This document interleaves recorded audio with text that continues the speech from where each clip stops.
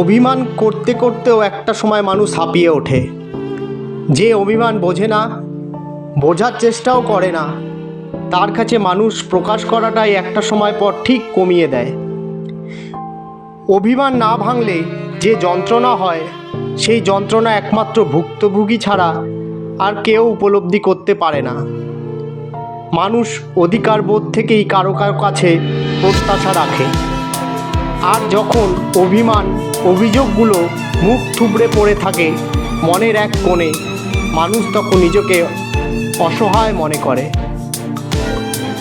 দিনের পর দিন অবহেলা, গুরুত্বহীন হয়ে যাওয়া, কারো কাছে নিজের প্রাপ্য অধিকার এবং সম্মান না পাওয়ার কারণেই যত অভিমানের মেঘ এসে মনের আকাশে ভিড় করে।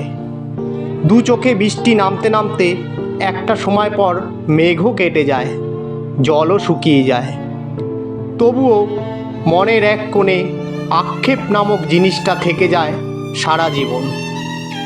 যারা অভিমান বোঝে না, অভিমান ভাঙায় না, এড়িয়ে যায়, গুরুত্ব দেয় না, তাদের কাছে মানুষ কোনো কিছুই প্রকাশ করতে চায় না। ভালোবাসার মতো অভিমানেরও গভীরতা অনেক।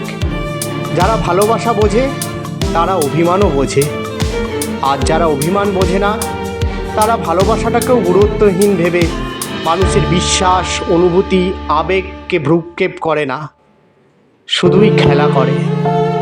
তাদের কাছে না আছে ভালোবাসার মূল্য, না আছে অভিমানের মূল্য।